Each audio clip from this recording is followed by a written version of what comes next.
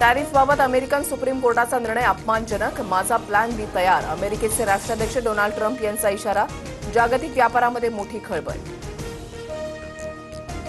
विलिनीकरणानंतर भुजबळ राज्यसभेवर जाणार होते. अजित पवारांनी स्वतः आम्हाला याबाबत सांगितलं होतं. अमोल कोल्हेंचा गौप्यस्फोट.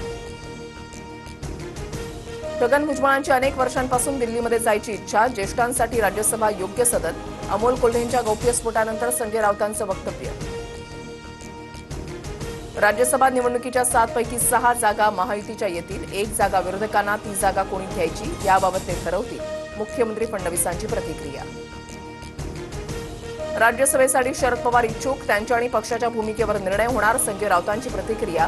तर प्रियांका चतुर्वेदी राज्यसभेवर जाऊ नयेत यासाठी राऊत प्रयत्नशील, नवनाथ बन यांचा इशारा.